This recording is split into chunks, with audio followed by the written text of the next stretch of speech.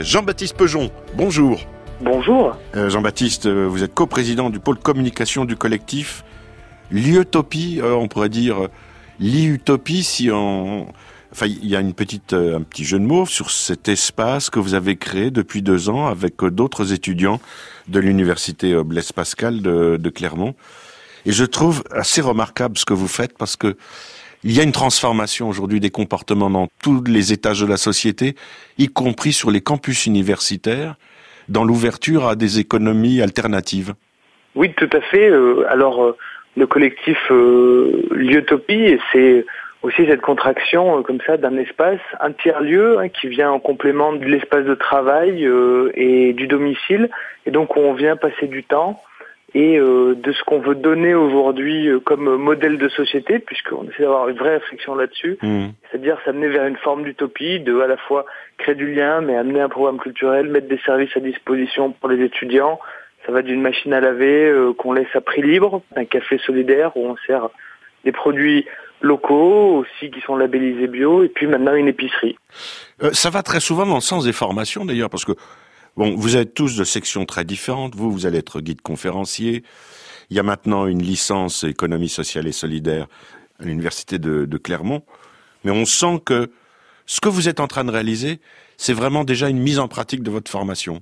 Tout à fait. Et puis je dirais, c'est aussi on prépare le terrain, on installe le terreau pour les étudiants et pour les générations à venir, pour qu'aussi ils puissent s'épanouir et former eux-mêmes leur nouveau modèle de société. Puisque ce qu'on propose, c'est à la fois que les étudiants viennent porter leur projet ici. Donc s'ils ont une action culturelle, ça va être d'installer un atelier théâtre, de faire une exposition de leurs photos, par exemple, de leurs peintures, venir faire un atelier d'écriture, de journalisme. Donc on a plein de choses qui se mettent en place dans notre programme culturel. Et puis il y en a d'autres, ça va être de pousser un projet, comme travailler à la mise en place de notre jardin potager, travailler à la mise en place de l'épicerie, comment est-ce qu'on répond à des situations aussi de précarité dans le monde étudiant, comment on installe un modèle démocratique où tout le monde peut à la fois prendre sa place dans un système paritaire, voter et avancer ensemble, donc dans un but commun. Donc c'est vraiment même tout un modèle qui est autour de ça qu'on essaie d'installer au-delà même de l'esprit café solidaire. L'université, c'est un grand centre de formation. Vous êtes 13 500 étudiants et vous êtes 500 adhérents.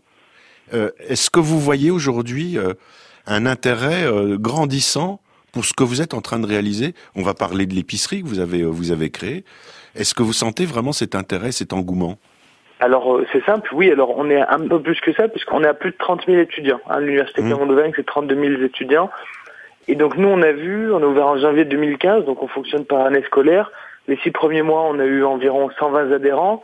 L'an dernier, 350. Cette année, on est au début du second semestre, donc, et on a déjà dépassé les 500 adhérents.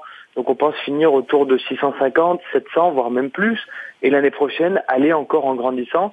L'épicerie, ça correspondait à quel souci chez vous quand vous avez ouvert, il y a quelques jours, c'est récent, le 28 janvier dernier, quand vous avez inauguré votre épicerie? On voulait proposer aux étudiants d'avoir des produits de qualité, des produits de leur territoire et à prix tout ça très accessible. Parce qu'aujourd'hui, on sert des produits donc locaux, il y en a certains qui sont labellisés aussi, commerce équitable, produits issus de l'agriculture biologique, mais le tout à des prix à environ moins 20% que dans le circuit classique. Et ce qu'on veut, c'est dire aux étudiants, c'est pas parce qu'aujourd'hui vous avez peu de moyens que vous pouvez pas avoir accès à des produits de qualité. Et puis aussi, on a eu une demande très importante des étudiants qui sont venus faire le projet, qui sont venus le fabriquer, le mettre en place, et de faire vivre leur territoire.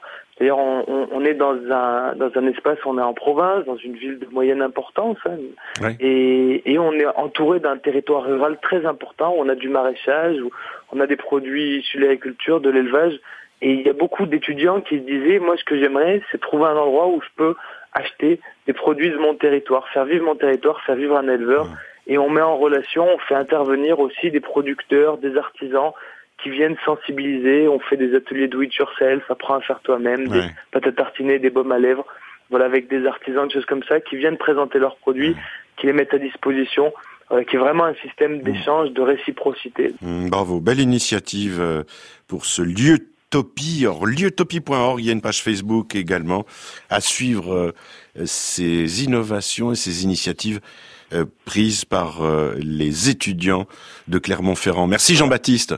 Exactement, il ne faut pas hésiter à venir nous rencontrer et puis merci de nous avoir reçus en tout cas dans votre émission. Avec plaisir. À très bientôt.